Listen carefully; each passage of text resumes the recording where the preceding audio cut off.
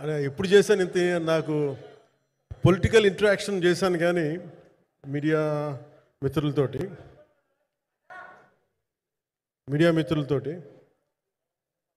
Cinema పరంగా నేను ఎప్పుడు ఆలోచించలేదు, ఎప్పుడు నాకు చేయలేదు. ఫస్ట్ టైం మొదటిసారి నేను ఎప్పుడు కొంచెం మొహాట పడతాను మాట్లాడడానికి సినిమాకి సంబంధించినంత వరకు. ఇక్కడ సినిమాని ఎలా ప్రమోట్ చేసుకోవాలో నాకు తెలియదు.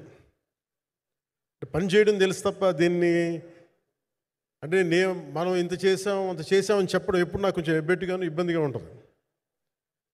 ఇంకా నేను చాలా యాక్సిడెంటల్ యాక్టర్ అండ్ ఇంకా గత్యంతరం లేక టెక్నీషియన్ అయిన వాడిని. నాకు నచ్చే సన్నివేశాలు నచ్చే సినిమాలు చేసుకోవడానికి ఆ పరిస్థితుల్లో ఇది నా మొదటి ఇంటరాక్షన్. ఇది నా కూర్చోండి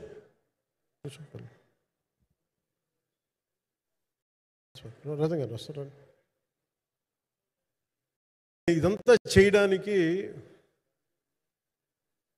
మీడియా మాట్లాడడానికి ఇదేదో నాకు పొగరు అహంకారం ఏం కాదు. సినిమా గురించి నాకు చెప్పుకోవడం ఎబ్బెట్టుకోవడం, ఏం మాట్లాడాలో తెలియక చెప్తే ఎక్కువైపోద్దా చెప్తే తక్కువ అయిపోద్దా అని. కానీ ఈ పర్టికులర్ ప్రెస్ మీట్ ఎందుకు పెట్టానంటే ఏం రత్నం గారి కోసం పెట్టాను.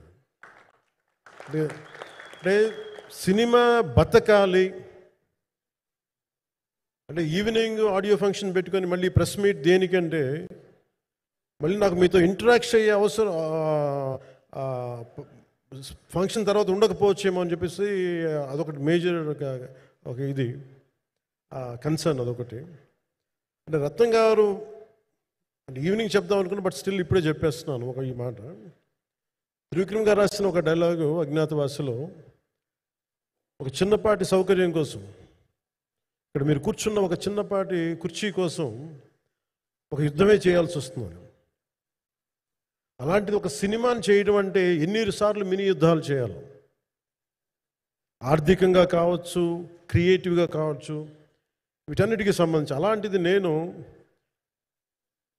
ఎప్పుడు కూడా సినిమాల్లోకి రాకముందు ఏం రత్నం గారు లాంటి వ్యక్తి నా ప్రొడ్యూసర్ అయితే బాగుండు అనుకున్నాను.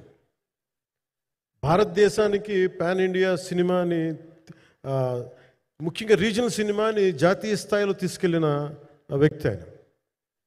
తమిళ సినిమాని చాలా ఛాలెంజింగ్ తెలుగులో డబ్ చేసి దాన్ని స్ట్రైట్ సినిమాలతో సమానంగా ఆడేంత సత్తా చూపించిన వ్యక్తి. Film industry creative ability creative potentiality పెంచిన వ్యక్తి. ఈ సినిమా చాలా ఒడిదుడుకులు ఎదుర్కొంది, 2 కరోనా పరిస్థితులు ఎదుర్కొంది. అన్నిటికీ మధ్యలో సినిమా మన క్రియేటివ్గా కొంత ఇబ్బంది ఎదుర్కొంది. అల్టిమేట్ ఆబ్జెక్టివ్ సినిమా బాగా రావాలని, నేను ఎప్పుడు ఏం చేసినా సినిమా బాగా రావాలి అనుకుంటాను.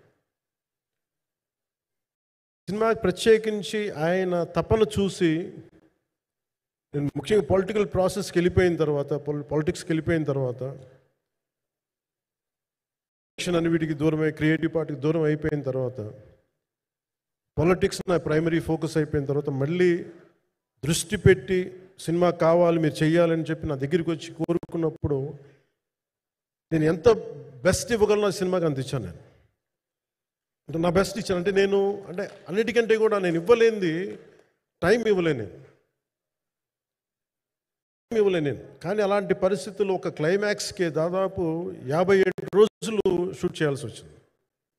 మండు టెండ బాగా ఇట్స్ కైండ్ ఆఫ్ మిడ్ మే అంటే చాలా పిచ్చి ఎండ అన్నమాట. అలాంటి ఎండల్లో చాలా కాలం తర్వాత